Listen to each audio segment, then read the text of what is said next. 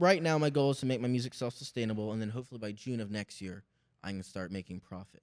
Right. I mean, if you go out there and you work really hard and you push, I think, from what I've experienced in business, is you go in and you grind and you grind and you grind, you put in all this work, and it feels like you're getting nowhere. Yeah. And then suddenly one day it just all changes. Yeah. And then it's like you're building this wave. Yeah. And it's a lot of work, but then suddenly it'll crash on you, and you're like, oh, here we go, and you're surfing. Yeah. And that's what you have to. You have to keep building and building until eventually you can start surfing, and it'll happen if you keep doing the work. It'll eventually. The output's already starting to happen, really, And I mean, I'm just really lucky to be in the situation where I can, go out and do this kind of thing, and really do whatever I want. Well, you clearly love it, and that's the main thing. You're passionate about it.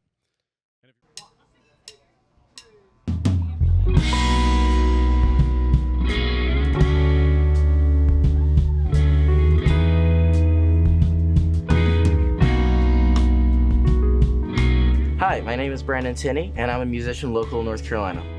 This is my supporting band, and their names are Colton Strandberg on guitar, Joseph Klein on drums, Brendan Cole on bass and backing vocals, and Jake Ratledge on keys, backing vocals, and synths. They are part of my core band that I gig with, and they will also be working with me on this new EP called Under Construction. We will also have Sandy Blocker on percussion and Kyle Phillips on saxophone. We'll also be recording at the Flatiron in Greensboro, and the engineer we'll be using for this EP is the lead engineer of the Flatiron and my mentor, Jimmy Duresti. This release will have 4 songs with full arrangement. We up soon to the sky. All these songs have been written and composed by myself with the help of the musicians I work with. The reason I am releasing the EP is to share various styles of my music with a full band and to show what I am most passionate about. The reason I am putting together a Kickstarter is to support the EP. This will cover many things like the musicians, sessions, promotions, copyrights, adding this to a distributor, making of the music video that will be coming out with this, and so many other things that go along with putting out a release. My goal is to hit $3,500, and I will be fronting $15 out of my own pockets. For all my followers, supporters, and future donators, to help me out with this project, I have rewards. They will be from digital downloads all the way to private live shows or even a lesson or two.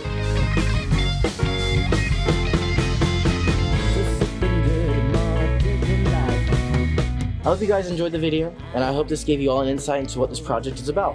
I hope to catch you all at my shows and out and about. You can click on the link in the description below that will send you to a hub where you can check out my music either on streaming platforms or on social media. Thank you guys so much. Take care. Building of 3 flights of stairs. Well, how old are you? I'm 22. Yeah, you got plenty of time to Yeah. figure it out. I'm not rushing. Don't waste any time. Yeah. But just you got to suffer through your 20s, so you can make bad decisions. Been there. Yeah. But yeah. What's the name of your band? It's just my name. I was gonna go for like a backing band name or something like that. I brought up like one name I was really happy about was like Brandon Tenney in the Gallery. I brought it up to my That's drummer. cool. He was like, "So when were you gonna ask me about this?" I was like, "Oh, never mind." I mean, I don't know if he was totally against it, but they don't need a backing band name. They're not too crazy about it, but they're also like, Well, if you guys start building something and it starts to become successful, then you guys can revisit the idea then. Yeah. That's what I was thinking. It's art, so there are no rules. It's just really inspiration. My goal for this with this EP, I'm trying to raise a Kickstarter campaign for it, and right now it's active. It's out right now, and I think about 34 more days left of it. It's a funding campaign. I'm just trying to raise $2,000 for it, which most Kickstarters, it's like 10 grand, 15, 30, 50, Right. 100,000. Doing a small goal just because like I have a small fan base, pretty local fan base, although Sure. I play in Charlotte in the Triangle, and that was really the goal for this year is to put my toes in the water, because last year I was learning the strategies to apply it this year to really take myself seriously. I'm getting a professional bio made, after that EPK website, and then I'll get myself an LLC. Is that what the $2,000's for? Or is just your website? The $2,000 is for the EP. It's to produce your album. Yeah, Okay, it's to pay for the musicians. Really, that's what I'm going to use that money for, is to pay the musicians, because it's going to be a little over $2,000 to pay everybody, because I'm going to have a congas player, saxophone, my full core band, which is keys, bass, drums, guitar, also an engineer. I'll produce it because I'm not going to focus on the engineering, so I'll focus on making sure like everybody's execution is tight. It's sort of a fusion style band, right? Yeah, I would say someone put it to me like this, and this was my goal. I've seen some of your music. It's good. Thank you. Yeah. My goal for it was to have a very 70s retro sound to it. You know, David Bowie, Steely Dan, you know. But mix it with modern and have that modern twist to it. Have that modern indie twist like Mac DeMarco, Steve Lacy, Pale Hound, Somersault. And like someone literally came up to me and said, your music is like a mixture of 70s and modern and like indie. And I was like, well, thanks. You know, some might call it, you know, some might say I might have like new wave, you know, inspirations. Yeah. Definitely do. I mean, I like the Talking Heads. I like Blondie. I like, you know, all those people.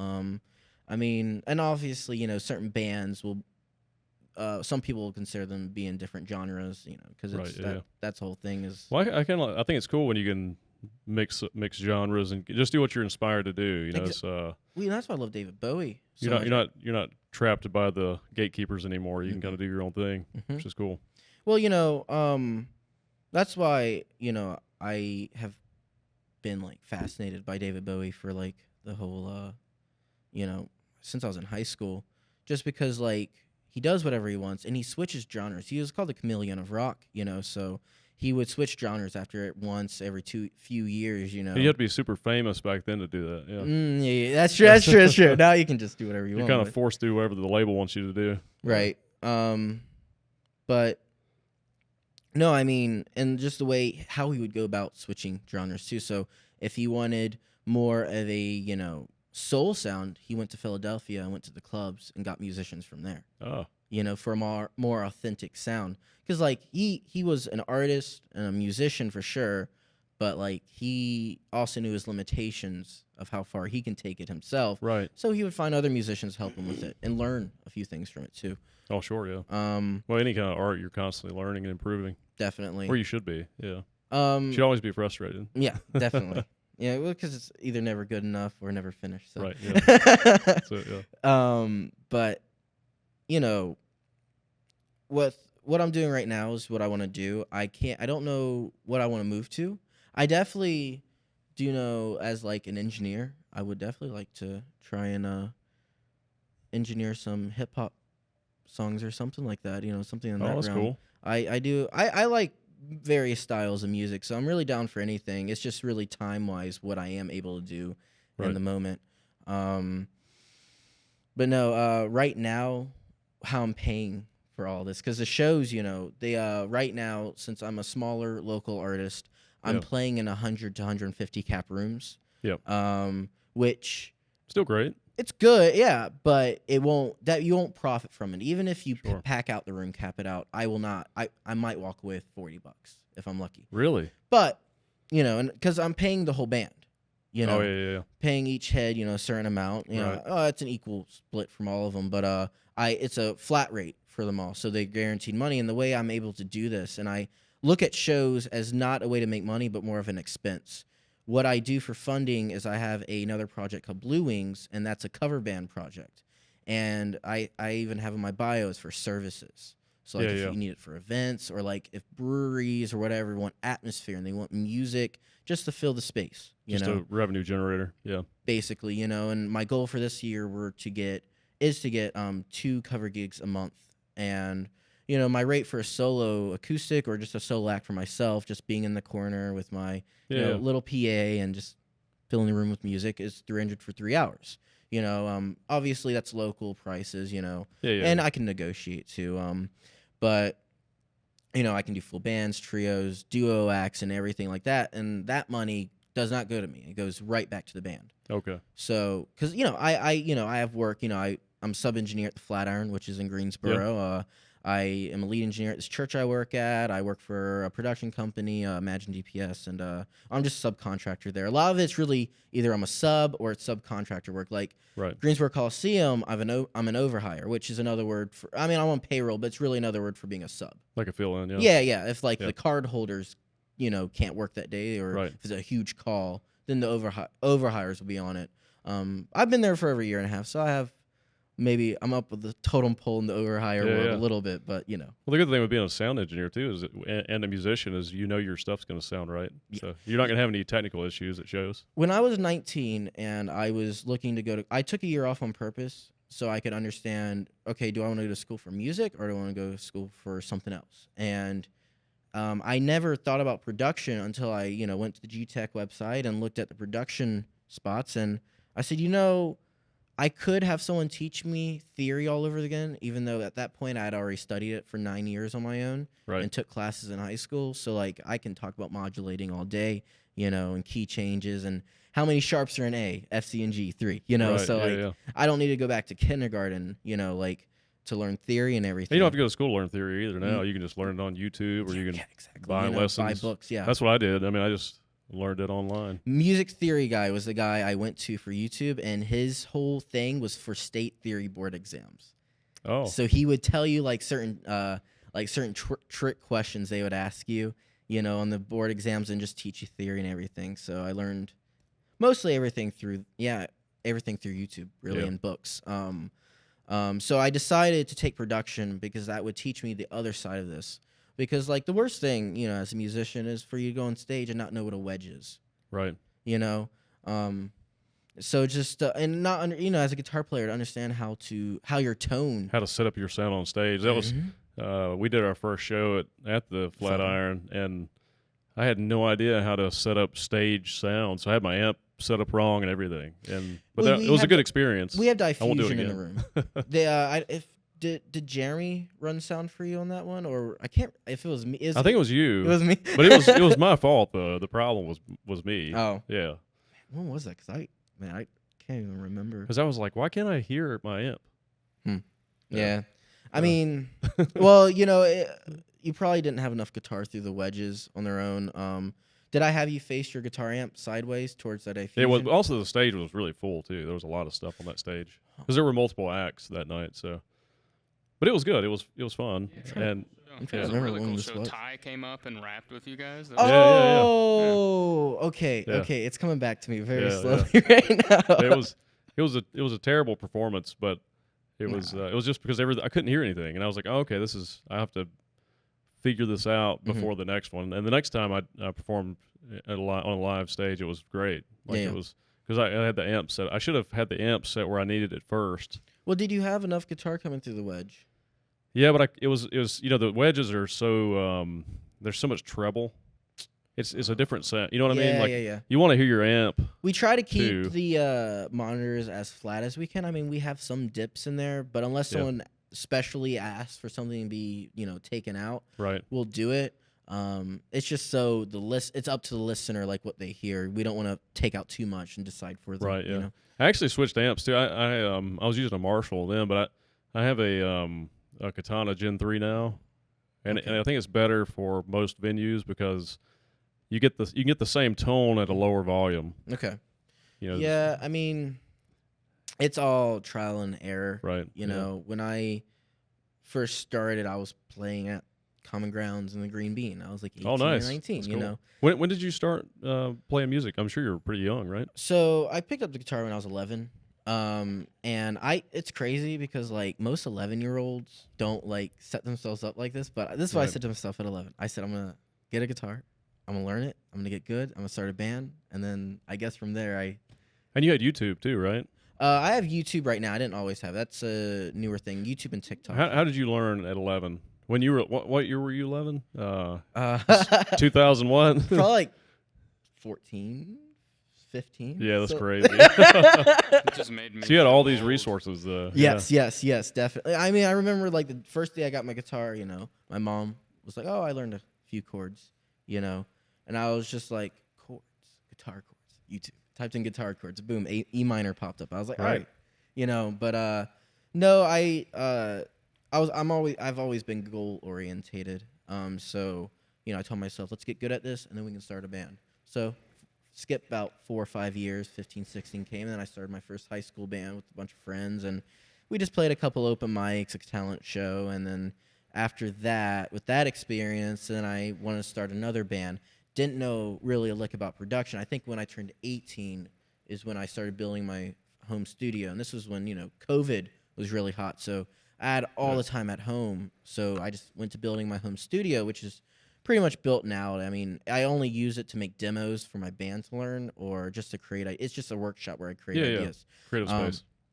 And I was building that, and my curiosity and my interest for production happened through recording engineering, which is like studio recording and stuff. So that's what got me to G-Tech. I started at a recording engineering program, and then I think after a week or two, I decided actually I want to do live sound and production, which is another side of the production world. Right. Just because it's a larger market for work. Mm-hmm. Recording engineering, it's a very small niche, because most studios now either are looking for interns, or they don't need any interns at all. So like or you start your own studio, which is a lot of money. It was kind of funny how I got into the flat. It was for a school project to interview and this was my first semester. This was 2022.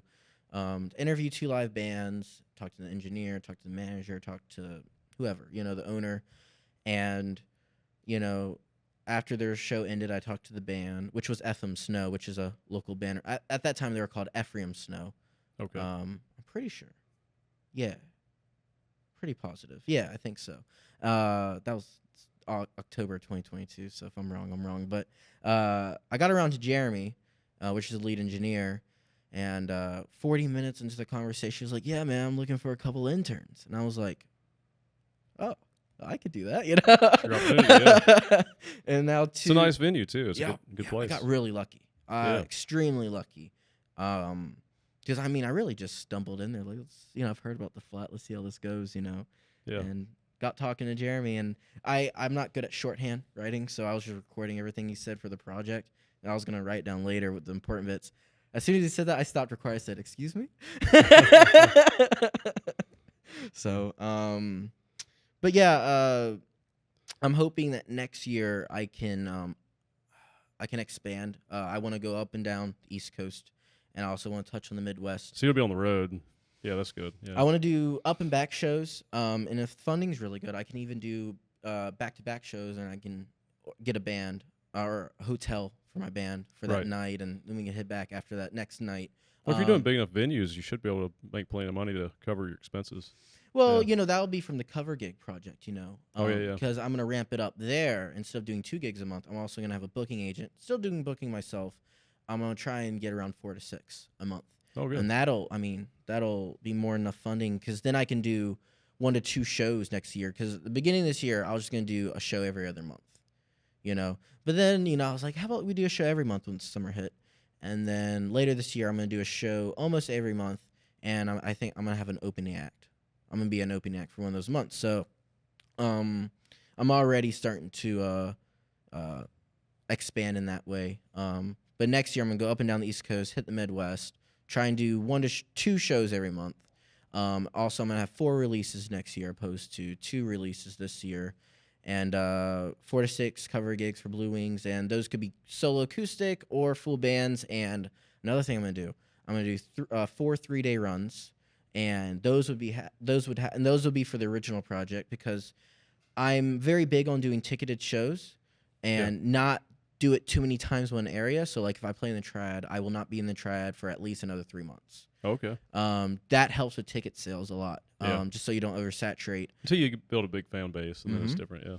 And so you can have other time to play in other places. Like I've learned that I get more listeners from Charlotte than I do Greensboro. Somehow. I was gonna say you could probably play in Charlotte every night. So many people down there. Well, I just played at Petra's last month, and that went pretty good. And my whole goal is when I go play at in these other cities where I don't live in, and obviously I don't know a bunch of people. Right. Obviously my band, they might know like fraternities, or they might have friends down there, brings friends and stuff.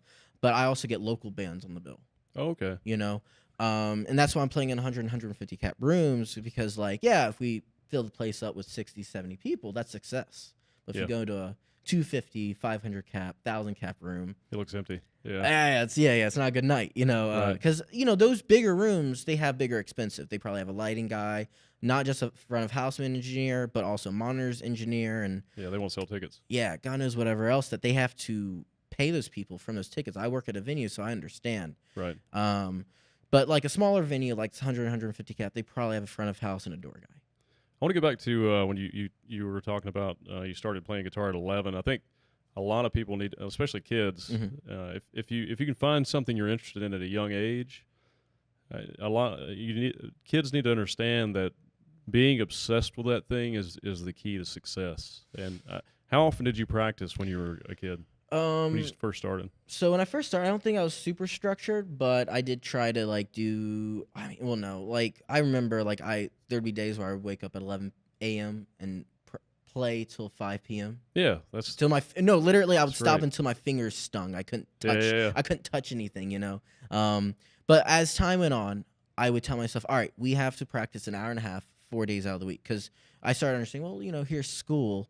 You know, after school, you're going to be a little tired. So, but once I picked up piano, vocals, and then I started studying music theory, and I started a band, then all these new responsibilities came in, then I really had to start taking it seriously and be organized. right. I would say this year is when I'm making myself legit with all this and taking myself more seriously. Opposed to the other years where, you know, I would do a show every few months or, you know, but I will say my practicing is very scheduled now. When COVID hit, and, you know, we were all isolated and we had to be inside and I didn't have school, you know, I actually started a routine. It was kind of crazy at 17 to start doing this. I would wake up at 5 a.m. every morning. I would work out. And Her Love, if you listen to it, I talk about my morning walk and everything. That's cool. Yeah, I would go on a morning walk or a run, whatever I'm feeling. I would do my calisthenics. I would eat a breakfast, and then I would start my practice at 9 or 10, and I'd be done at like 3, and then the rest of the day is mine. Great. And I got that whole strategy from a YouTube video, and apparently Beethoven apparently did the same thing, you know. There was nothing else to do back then. Yeah. Just be thankful you can play the piano.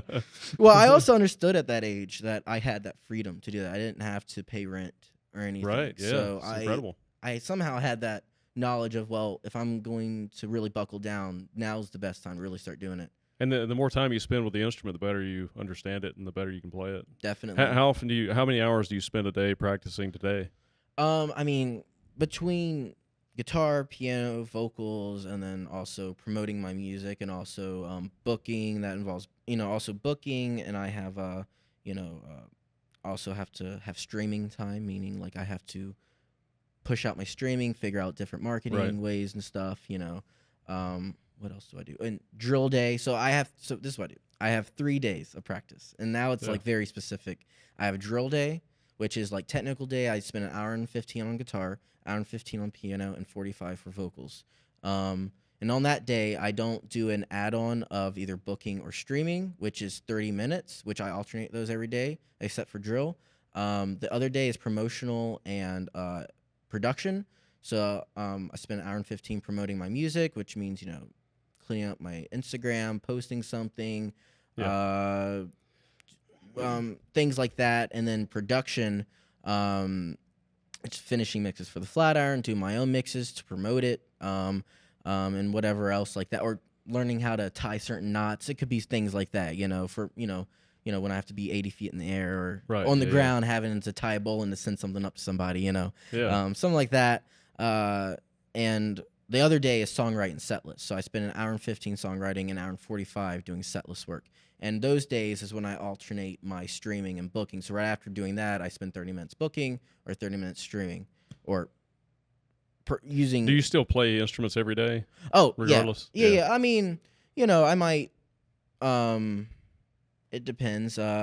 Just because, you know, with school and with work, you know, sometimes all I have time to do, if it's a production promotion day, is get that done and then get my clothes on, get my bag around my shoulder, and go straight to the flat or go straight to wherever I need to go.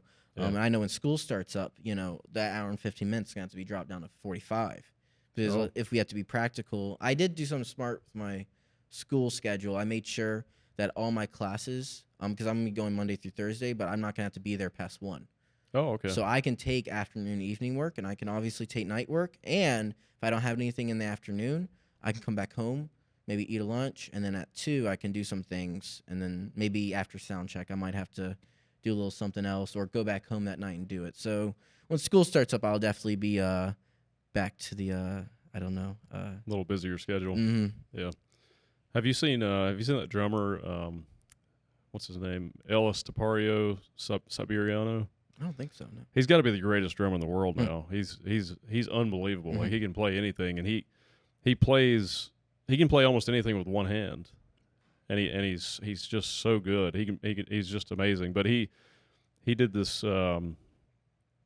like this sort of a bio video about his practicing and stuff and how he got as good as he is.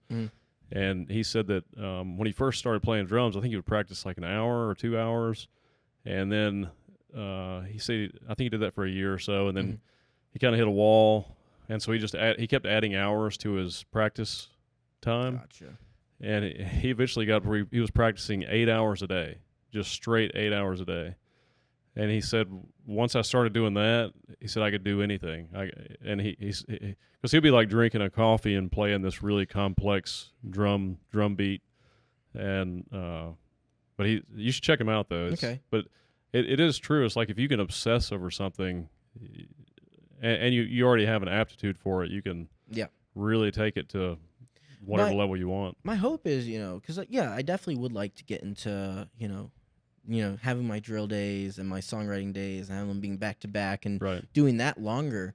I just need to get more hands on my project. If I get a manager or, if I get booking agents that can really book me places and do it well, and things like that, I won't have to take 30 minutes to book. I won't have to take an hour and 15 to market myself and things like that.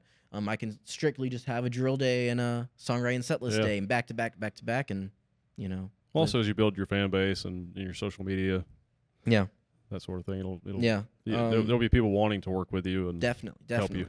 And that's why I'm legitimizing myself this year, because I know once I get the EPK, I have an EPK right now. It needs to be updated, but I want to make a better one anyways. Website I'm gonna make myself. It's gonna be simple, 1 page. Have my bio on it. Just a landing page. And just to give you to certain directions and stuff like that. Where my merch is at and things. Because I also have merch too, and it'd be great to be able to sell that on the website as well.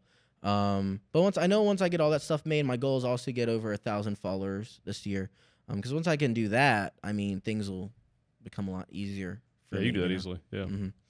Mm-hmm. But no, with this Kickstarter, I do have a backup for it, which is, I set myself up with a booking agent right now to try and book myself extra cover gigs for later this year, and all the mixes and all the video money I make from the flat, I'm putting that right back into the EP. Okay. Because really the biggest expense is to pay the band. Yeah, right. And pay the engineer. What's it cost to produce an album today? So for this 4-song EP, for the band alone, which I have a congas player, sax player, drummer, keys player. It's a big band. Guitar player, bassist, and an engineer to do it, and that's gonna just be alone $23.75. That's not bad. It's good on the standards. And look, obviously, like musician, I'm paying them each $250. The engineer's making $250 a day. And on that, and he's giving me half off, because he's my, he's my mentor, Well, you're an engineer, so you know engineers. Yeah. But no, that would be considered, cheaper than normally. I know when I want to do the album next year, I'm probably that's gonna double for everybody, So, but yeah, the Kickstarter's $2,000, so if that were to succeed, because I thought about it, like if it were to succeed, all those extra gigs I booked for myself and all that, that's just, money that I can then pay for production, like when I do promotion, those videos you see, they're around $300, $400 a pop because, except the Petra's video, because that had to be phone audio. But the other ones, I get the recording from the board, which sometimes you have to pay the engineer, or if you do it yourself, fine. Right. I know how to mix, so I mix it myself, but I have a videographer to take the video, which can be around 150, and the graphic designer may charge around like 100, 150 for that kind of thing. Yeah. So these videos can be around $300, $400, Sure. that I'm putting out. So like these extra gigs that I book for myself, I can put that towards that, get my hair done, makeup done before shows, because I think presentation is really everything. You can sound good and everything. It really depends on the genre you do. But now that I've said that I'm into David Bowie, Steely Dan, all that stuff, look at how they dressed and everything. Well, you're a good musician too. I mean, you're playing jazz. That's complex music. Yeah. You have to understand theory to play that type of music. And I think depending on what you're willing to do, like if makeup and dressing up is not really your thing, although I like wearing like all the clothes I buy for my shows, I don't go too crazy with them because I turn them into regular clothes after. Right. So I'm basically shopping for Get clothes. some mileage out of it. Yeah, you can't do Steely Dan in sweatpants. No, you really can't. I mean, but I mean, like if you're doing the type of music where you need to be up there in jean shorts and Do you know Brandon Shepard? He was on that show at the Flatiron that night. He played early. He was really good. He's an incredible guitarist, but he's also a great singer. And he did the Michael Jackson thing that night. Okay, yeah, I remember it now. Yeah, okay. He's really good, but I think you guys would like each other. I liked his playing. And because he's a real presentation type guy. Like he puts on a show. Yeah. I think he had the glove on and everything. Yeah. And he did an incredible job too. Yeah, he's super talented. I will probably start planning, like, if, like my band by mid-2025 is like, hey, after this year, we're going to go our own way or something like that. That's, I'm already looking at people right now for 2026 for when that time has to happen. You should reach out to that dude. You guys have similar goals, and he's in a small town, so he really wants to get out there, but he's he's got to. I think I have him on Instagram. Step out of that bubble. Yeah. I just meet. And he's trying. Yeah. It's a hard game. I was very fortunate. The reason why I was very lucky to come across the Flat is, Jeremy, he's a world-class engineer. Right. He's been all over the world. I think he's ran sound probably in almost every country. Well, you guys have huge acts in that club. Yeah. I know. I saw Greg Koch was there last year or this past year. Yeah, I mean, Josh and Abby, Abby's very organized. She's great, just with booking herself, and Josh, he's a full-time musician. Okay. So, and they've been doing this, or I don't know if they've been owning a venue for a long, long time. Right. I think this is their first venue they've owned, but they've been doing this and have had connections for many, many years. And with Jeremy, his strategies and everything, that's where I've learned a lot. How many shows do you guys book a week? Well, we try to have like 7 shows, 7 days. So every a week. night. We try to, but normally I would say probably like 4 or 5. Okay, that's still great though. There's weeks where there's 7 nights, in a week. Do you guys still do the jazz night over there? Jazz night. Are you talking about with UNCG jazz band, like, or are you talking about like the Dan Davis trio? That was the Dan Davis trio. Yeah. I worked with them for 6 months. I loved working with them. They're great. I think I don't really know because I don't do any of the booking, but they might be back in the next couple months. Maybe. Okay. I can't speak. They used to play every Wednesday night there. I think it was a Tuesday. Okay. And it was like the 3rd Tuesday of every month. Oh, okay. They had a residency for a little while. Gotcha. I think with Greensboro is a smaller city. It is. And also too, like when you start having a residency and it's every single month, you don't have enough people to move. Yeah, you need more. You need 1 million people in the base. Like we have 300,000 or so. Well, yeah, there's like 300,000, and Jeremy explained to me 300,000, 3,000 people actually listen to music and go to shows, and nightly maybe 500 go out. Right. Yeah. So you're in competition. Well, you're in competition with the breweries who do free shows. There's every corner. We're comics, so we deal with it too. So. Yeah. Throwing axes. I can't throw an axe at this concert. I know. No, I mean, once you do a residency, I mean, they were there for 6 months, so that's a pretty good. That's a good streak right there. Yeah. Near the end, when 2 people came, we were like, okay, let's give a little break, and maybe like even with me, doing it every 6 months. I'm going to the flat every year. And between that, I'll do an opening act. Right. Just because you want to make a demand for yourself. If Yeah. it turns into the point where people are starting to say, oh, I'll catch them next week. Right. You got an issue then. You want to make it to where, like, if you miss this show, I won't be back in another few months or So next don't miss year. it, yeah. Like, I won't be headlining at the flat or co-sharing, sharing a night Right. till next spring. I'll be there to open this September, but I'll be on a stool playing my acoustic. Yeah. And it'll be a 30-minute Different. set. Different Yeah, thing. it's different. It's not the same. So, I just learned, don't oversaturate yourself. Like most venues will have a 30-day, 30-mile radius type clause in it. Like, Okay. or, Yeah. like where you can't play with anywhere in the area within like 60 miles for 30 days. Okay. Or 60 miles for 60 days. Some Yeah, that makes venues do. sense. Yeah. It's just to ensure that when you play there, you bring the people. Yeah, you sell some tickets. Mhm. Yeah. 'Cause they got to stay in business. Yeah. So I didn't know about that strategy, before, 2023. So Yeah. I was playing Common Grounds one week, then Green Bean the other Well, week. doing the small venues is different. Yeah, and, at that time I was just starting. And the people with the small, there's usually free shows or really cheap shows, so people don't mind, and they still enjoy the music, especially your style of music too, because your style of music, people can do other things while you're playing. Yeah. And, well, when I first started, I was like doing the Greensboro Farmers Market for tips, so like at Right. 9 a.m. to 11:30 a.m. in the morning, when I was like 18, 19, and doing a bunch of things like Oh, that. that's cool though, yeah. And I saw it as, or at least I see it now. I guess I didn't see it like that then, but now I'm glad I did that. It was for experience. I did it for the love Right. then, because like I said, I didn't have to pay rent, or I didn't have like responsibilities that I do now, or that I have to worry about. But then I was just having fun, and I just wanted to see how it goes. Yeah. And I decided this year to really take it seriously, and like. Sounds like you've been taking it pretty serious though. Oh, the whole step of the way. You sound really. like you're already a professional musician, and you're 22. That's incredible. Well, It's amazing to You've know what already you're done going a to lot do more for the than a rest of your lot of life at 22. Yeah. I've always took it seriously, but I now want something to show for it. Right. You know what I mean? Like simply upgrading from using phone audio and then using board audio and video, it looks so much more professional. I think I would take all of your goals at your age. Mhm. You have a lot of good goals. Thank you. I would take all those goals and double them, Yeah. or even triple them. Mhm. Like say, if whatever your goals are right now, say I want to take these goals and I want to do 3 times what I've got planned to do, because I think you can do it. Yeah. Next year, that's what I want to do. Yeah.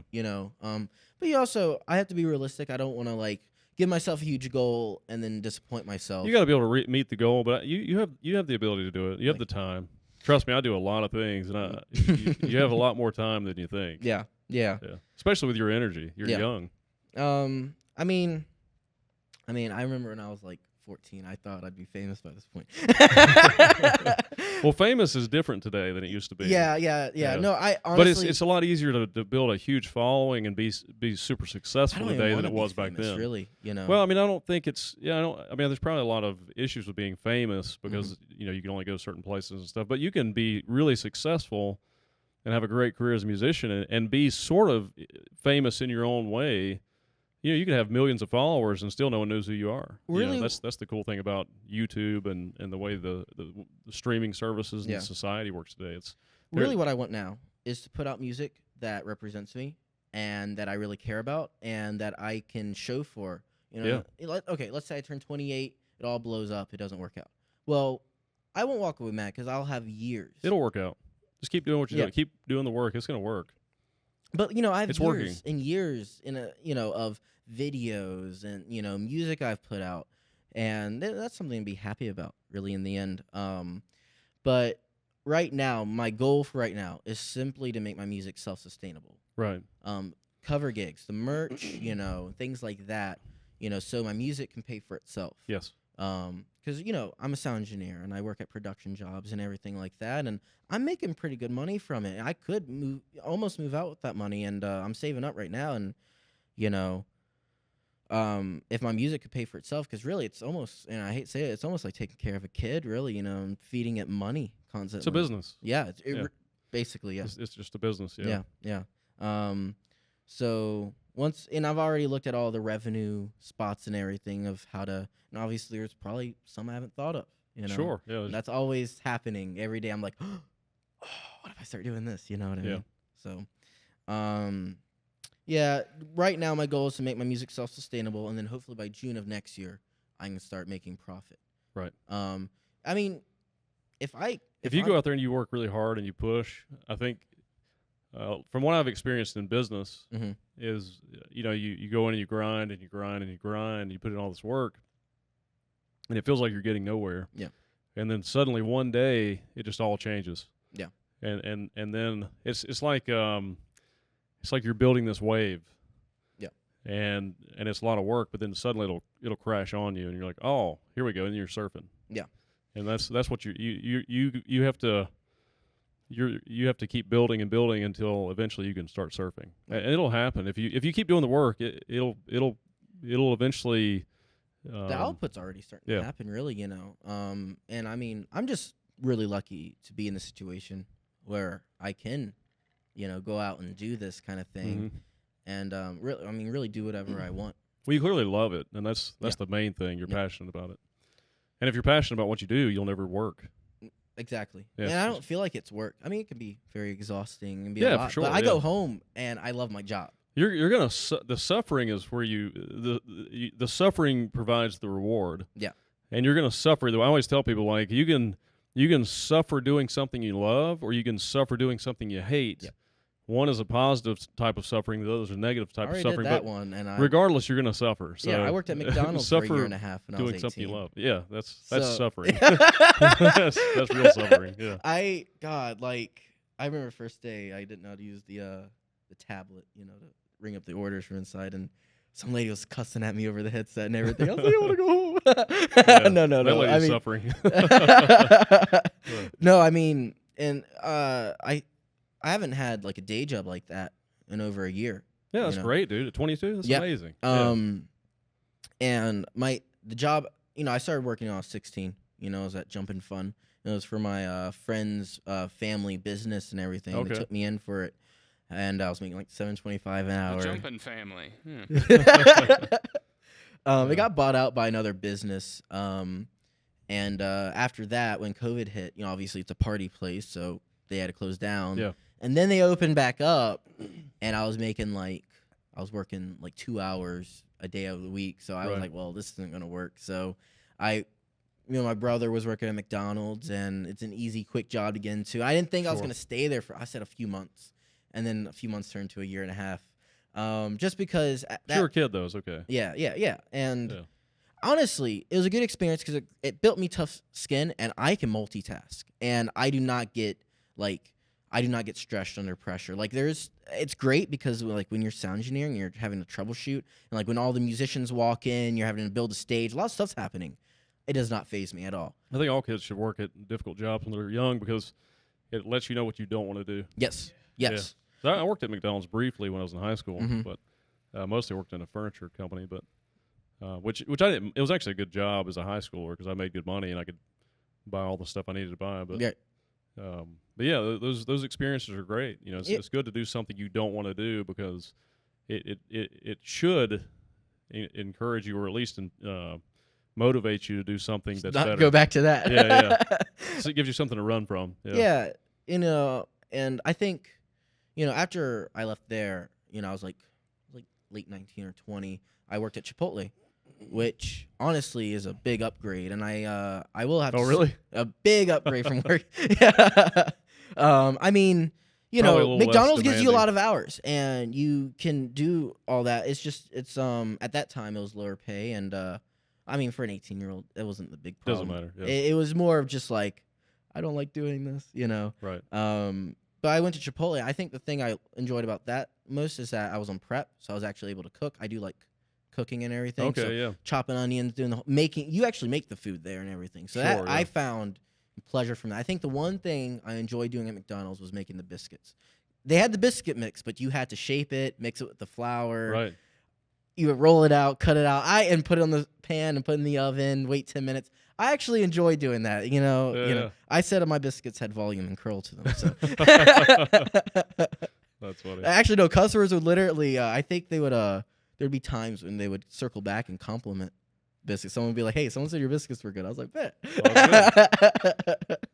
So Well, I'm sure that most people that do that job don't take pride in it. well, They're I do. probably- I do. Enjoy most people cooking. do things like that when they're forced to do it. It's Yeah, like their yeah. only option. Yeah. Well, it's either that or working on the line or on service and taking orders. right. So you're back there. I have my David Bowie in, my Lou Reed or Better whatever. place to be. Yeah. Just making biscuits, you know. Yeah. But yeah, Chipotle, and I was there for a year, and then I left because like I came to the point. It was like a standstill with my music and like my production jobs. I'm not making necessarily enough to say I could just quit my day job, but I'm doing enough work to where now it's getting like I'm having to call out almost every weekend. I'm making over $1,000 for sure, but you know that's not a living. But like for a 20-year-old, 21-year-old, I think 21 was Sure. when I stopped having a day job. It was around April, and you know I started realizing I'm calling out almost every weekend, or I'm I'm basically having to juggle something that's not juggleable with this. So, and I also told myself if I quit my day job, I could put more energy into this. Yeah. And have more time to really just sit around and think about what do I need to do, you know, and go for it then. You know what I mean? Now, is your brother also a musician or? No, he's a mechanic. Oh, okay. Which is a very valuable trade. thing. Yeah. Like my 2001 Honda CR-V, it's a great car, but it's an old car. Right. But you had to roll down the window to open the door. yeah, the door handle's broke, and the AC is Yeah. broke too. That's okay. That's You're awesome. 22. Yeah, so it's you okay. can- There's no shame in that. Yeah, no, definitely. Now, if you're my age and that's happening, that's a problem. Yeah. Well, that's how I didn't know how old you were, and then I saw the car and I was like, oh, he's a kid. Well, What's your long term? Let's say 10 years from now, where do you want to be? What's a goal? What's a dream goal? What? Man, if my music works out, what I would love to do is, tour the world, you know, and obviously I would have, these would be full scale productions and everything. And Yeah. I'm really just not at that level to understand how that works. I'm around it for sure when I'm at the Coliseum and when I'm at school, you know, it's taught. And you're around some of those artists that do those things too. Yes. No, Which is valuable. If you can talk to those guys. some of them come to the flat. I know, yeah. Greg Koch, he's Yeah. a world class musician. We had Sean Martin there one time, and he's like a 10-time Grammy-winning artist. Wow. Yeah. So, like, I'm around it, but I've never, let's be real, I've never gone past South But Carolina. you want to be one of those guys. Yeah, I definitely do. Yeah. I just can't tell you right now how that would look because I haven't experienced it. Sure. I would like to go either on the road as a stagehand for like maybe a week or so, or something like that, or an engineer, or an A2 rather, or maybe an opening act first before. Well, you know, that's the best way. You know, if you can, if you already know what you want to do, and you do, then starting at the bottom level of that thing and doing all these different lower level jobs within that industry is a great place to start because you really learn the industry and how it works. You learn the ins and outs. And then as you move up, Then you can be like the lead band. you'll on just the be tour. better. It'll Yeah, just make you better. at yeah, what because you I do. would hate Yeah. to be the lead act and never have gone on tour before. That wouldn't Right. make any sense. I don't think that's how it works, anyways. Well, maybe sometimes, but Sometimes. it probably has a lot of. I would say that if you do it that way, then everybody that I know that they've jumped ahead Mhm. too soon, maybe. Like they were just so good at what they did, they just passed everybody. Yeah. A lot of times there's like a lack of appreciation of what they have, Yeah, and it leads to other problems. that's true. And I would like to take care of everything I do smoothly. I kind of pride myself on how, like, you know, schedule orientated Right. and how things move according to plan. And not a lot of people, you know, like sometimes when I work, you know, people I work with even now, you know, they're used to being in bands or things are a bit more loosey goosey. Like, they'll figure out things the day before. With me, I'll figure them out months ahead. I may not tell you, but like that's just because, you know, you just don't need to know 3 months in advance, you know, Right, yeah, unless yeah. it's a show date or something. I'll tell you months in advance to take that date off the calendar, and it could be in October. You know what I Yeah, yeah. mean? But like with this EP, you know, I bought rented out a rehearsal space for it. I have had my core band with the material since January. So You know, you'll be prepared. yeah. No, when you we've record already it. had our first rehearsal, and like the core band, we've been all playing with each other, and the whole goal was to get them prepped and ready by rehearsal time, and so when we record, they just set up, play, done. no tinkering, no like figuring because things are figured out by this point. Now, are these guys all are they full-time musicians too, or they have other day jobs? Or Joseph Klein, the drummer, he is a full-time musician. Okay. He got me into the church I lead at sound at. So drummers, I think, have probably a little easier time finding work in this field as a session musician or gigging musician, whatever, hired gun. not as many drummers. Well, just because like drumming is a high it's a hot necessity within Right. bands and everything. Yeah, you have know? to have a drummer. Yeah. But both bass players are going to UNCG right now. Okay. So Studying music. So they'll probably end up being like a teacher, touring musician. They'll have multiple things in that field. Yeah. The keys player, this is his first like real band he's been in that's actually wow. like serious. I know he does his family church. He does keys there. Okay. He might have done something when he was younger, but I know he told me he wants to be in a very niche market where he's making video game music, which Oh, that's cool. yeah. He must be a big Ronald Jenkins fan. yeah, he's crazy on that organ. I'll tell you something. That's cool. But and the guitar player, I think he went to NC State, and he studied, I think, jazz guitar there. Oh, wow. Or something like that. Yeah. Which I know he's been in a couple bands here and there.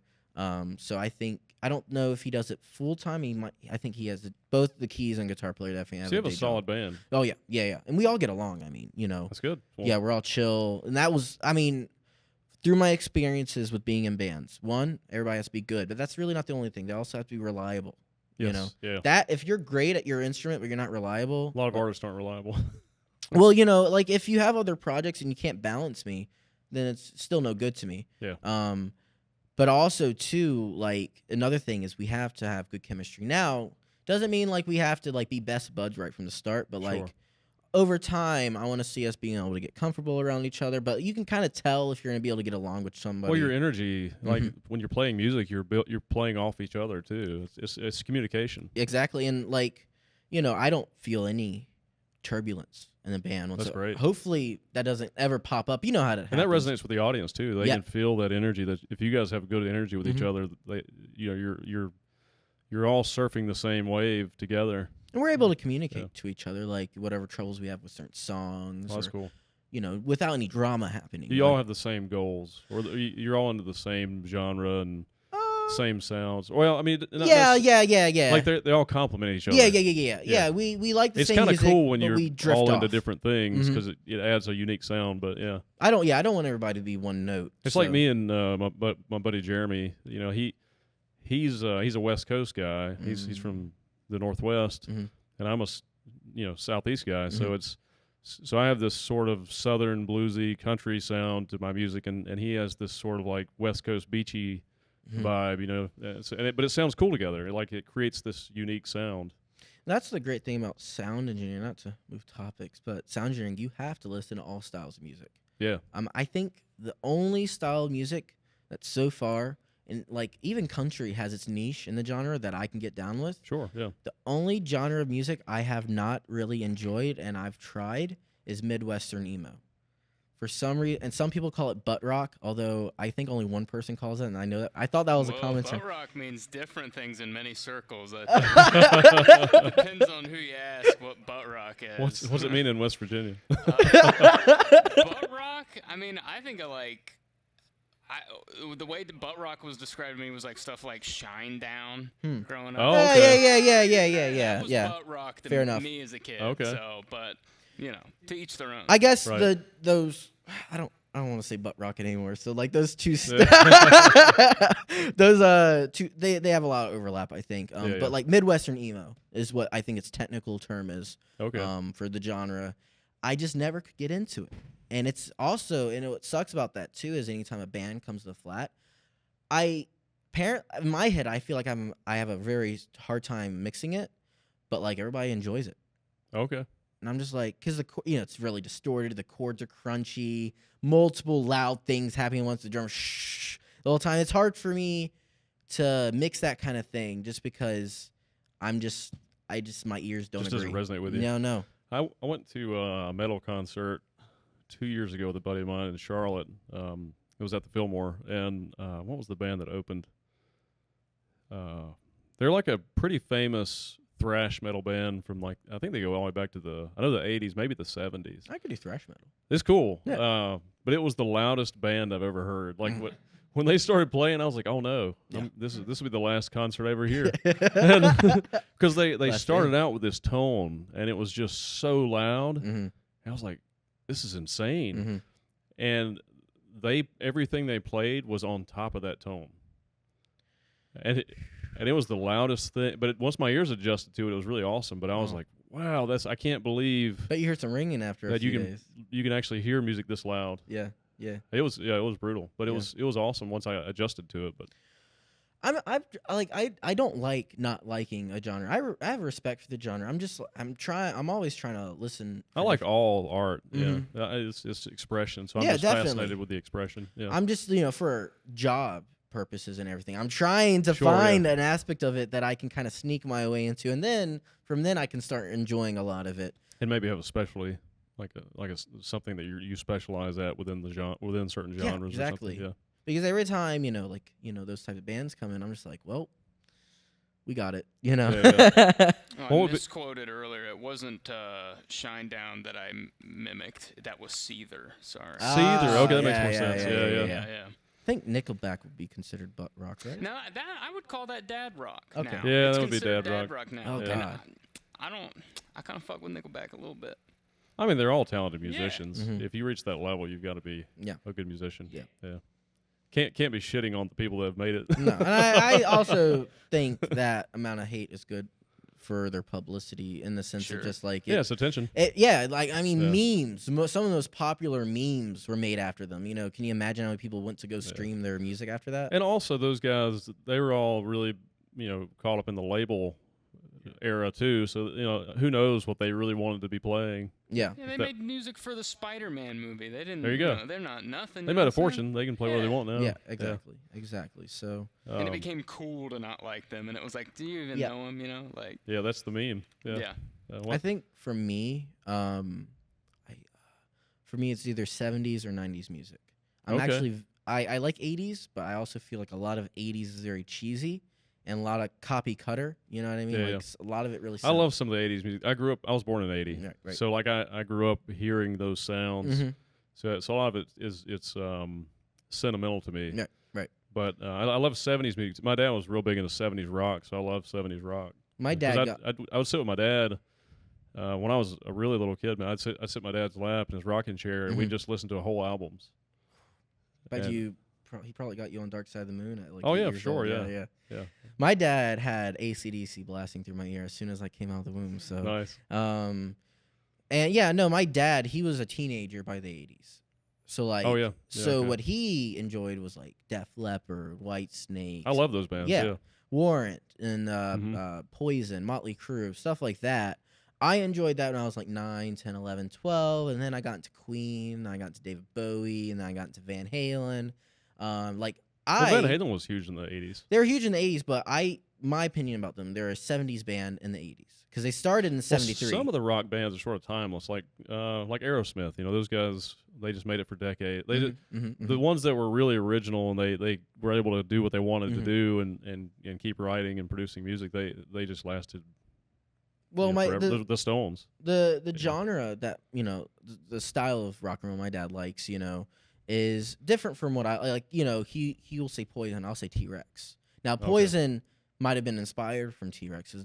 They did the whole makeup thing and everything. Yeah, sure. The big difference between Poison and T-Rex though is really the culture difference, and that's because T-Rex is from Europe, and Poison's American band. Yeah, well the 80s were wild. Too. And I can't say if Poison was inspired by them, but I mean, you can only guess because with the same habits they did, they also followed that in the 80s. Well, they also rock. I mean, we all live on the same planet, so we're all inspired by everything.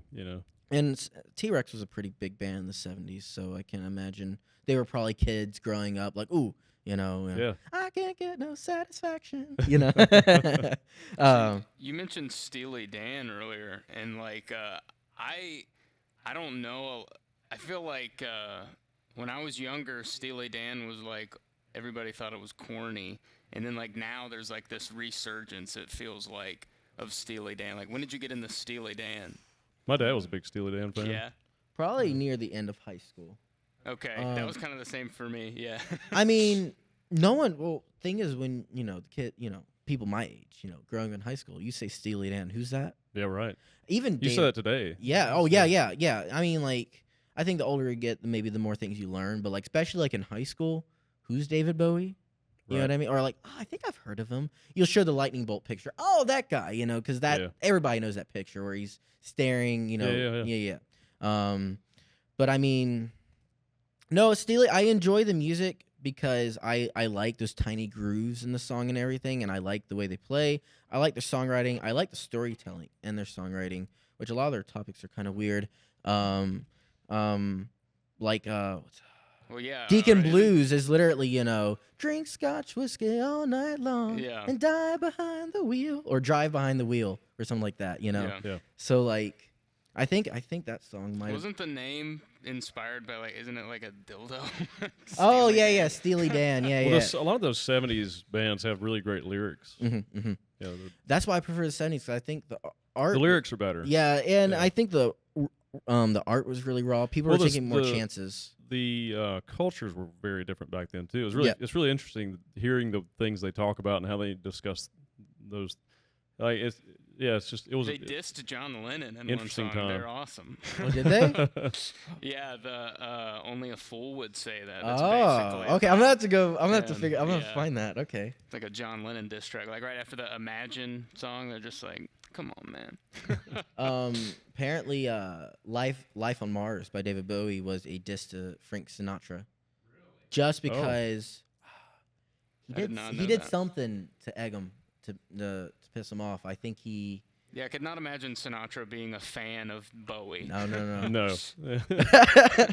I forget what. I would have to look at the story again. But he on the CD that I got of it, because my grandfather gave me an old '90s Sony stereo, and as the CD it has like the part where you press the button and it comes out. Did you say an old '90s Sony stereo? Yeah, the thing is ancient. Like, the thing was It was all dusty and everything. And you even have to take the copper and put it to the back and everything. Yeah. And it even has a tray that spins where you press the button, the disc tray comes out. I used to have one of those. Yeah. And it has a stereo on the top too, and I have like 4 speakers around the room, like little small speakers. Okay, yeah, that's cool. And on the CD case, you take out the paper, the reed, Yeah. and it has "Thank You Sinatra" right next to. Oh, that's fine. Very petty, but Yeah, that's cool. I know David Bowie and Elton John had apparently a feud. I think Really? Bowie called him the token gay guy or something like that. Oh, wow. Yeah. That's funny. Now we're calling other Hard to artists talk shit about Elton pedophiles, John, yeah. It's like back in the day, it was like, your music stinks, and now we're like, you're a like Kendrick and Drake. Yeah. Well, I mean, that's funny. I mean, I'd say hip hop feuds have gotten very mild compared to what they used to be in the 90s. definitely. Yeah, that's true. Yeah. Well, the Nobody's whole- dying. See, I've been reading up a lot on that, and like, Kendrick even talked about how there hadn't been a feud like that in like 10, 15 years. So Yeah. everybody's saying they're number one, but there's really only one number one. I have to Right. say, I'm a Yeah. Kendrick fan myself, and I would probably say my favorite diss on that would either be Euphoria or Meet the Grahams. I don't know if you listen to either one. Meet the I don't Meet listen the to a lot of hip-hop. Grahams, I go through phases. I'm not in a hip hop phase currently. It is my favorite beat on it. I think that was Alchemist made the one for Meet the Grahams. Yeah, that's awesome. If you haven't looked up much on the beef, the other songs might confuse you a little bit more, just because it's like very in-depth stuff. Meet the Grahams. So what Drake did, he kind of slammed his whole family. Oh, okay. Or I think he called Kendrick a wife beater or something. So Kendrick said, "All right, bet." So not only does he use his Aubrey Graham, Drake's real name, but he also he talks to his father Dennis, Sabrina. He gives his son advice. Which starts out, it's like Adonis, yeah, which is Sunday. Immediately. Oh, that's funny. So that song would be the best, because then you'd be able to understand, like, wow. I don't know anything about him, but Kendrick Lamar seems like a much tougher person than Drake. Oh, yeah. I mean, you Yeah. come from Compton, yeah. Yeah. Yeah. I think Drake's mom was like an orthodontist or something. Oh, yeah, Like, yeah. come on. From Toronto. Like that shouldn't even be a thing. Wait, should be like, Jeremy. hey, take it easy, man. I'm sorry. Wait, As soon as I saw Kendrick Lamar doing push-ups, I'd be like, all right, I'm gonna leave him Yeah, alone. yeah. I'm just a musician. Yeah. Like, what are we doing? I'm not about that. No, wait. Jeremy put it to me. Drake makes champagne rap. Champagne rap. That seems. Yeah, You know, that makes I was sense. like, okay, that Yeah. makes sense. You know, but yeah, I mean, honestly, I also think too, it's just good entertainment as well. It's good for them. It's good publicity. Mhm. Yeah, it's And, good marketing. Kendrick even I don't know if it's good publicity for Drake now, No. but Oh, sure it is. I'm sure. I mean, maybe down the line. does anybody really care? I mean, Depends where there you're were from. People dancing on a stage when he was. Dr. calling Dre Drake even a introduced the pedophile. song. You don't recover. Well, yeah. That's Yeah, true. I mean, you know, Kendrick kind of compared it to as being a sport. Hip hop is a sport. Okay. So, yeah, no, We got to wrap this up. I got to get to a meeting, but no, this was a what's your dream venue to play at? dream venue. Oh God, I mean, if I get to the point where I can play on Wembley Stadium or something like that, There you go. You know, but that would have to be later. Oh yeah, on, yeah, for sure. You know, Yeah, you know. got to work up to it. You know, that's like what billion. It's not. What's the capacity there? Like 100 million or something like that. I don't. No, there's no way. There's no. That'd be like a world. That's true. That'd be like a MotoGP race or something. 90,000. Oh, Yeah, no, okay. okay, never mind. Way off. Almost 100,000. That's still. Yeah. What's the capacity at some of the big sporting venues here? Let's see. What's Oh, a big one? and more near goal. I would love to play at the Ramcat. Oh, okay. More realistic. Well, that's- maybe yeah, maybe next year after. That's a reasonable goal. Yeah, reasonable. I'm talking about like You're gonna 5 do years, that. 10 That's years gonna from happen. now. Yeah. You'll That's- be there in 5 years. Yeah. Yeah. Capital One Arena, that's only like 20,356. Yeah. So SMBC. 90,000. Another place slightly bigger would be like White Oak. Where's that? It's the outside stage for the Greensboro Coliseum, and Okay. it's a smaller. Yeah, that's a stage good Mhm. short-term goal too. Mhm. I could see you playing at maybe one of the outdoor stadiums in Mhm. Charlotte Yeah. in the next 10 years. Yeah. That'd be a perfect venue for your style of music. I went and saw the War on Drugs there a couple years ago. It was a great concert. Yeah. Well, dude, it's been a pleasure having you on. Thank you. How can people follow you? What's your socials? So on social media, Brandon.Tenney, just my name. Same for TikTok. I think I have the same logo for all the accounts. I'm on every streaming platform: Spotify, iTunes, Apple Music. What else? Right now for my website, I'm just using Linktree. It's a hub. It That's has perfect. everything on it. Yeah. It's in the link in my bio on Instagram, Facebook, and also I have YouTube as well. And it's my name. Okay, cool. So Well, yeah. it's been a pleasure having you on, man. Yeah. Thank you. Let me know when you have something else. Yeah. When the album comes out, come back on. Bring your whole band with you. We'll have you guys on. And I hope you guys enjoyed the episode. Be sure to follow Brandon Tenney on social media. Donate to his EP if you can afford it. And we'll see you next week. Bye, guys. Thank you guys.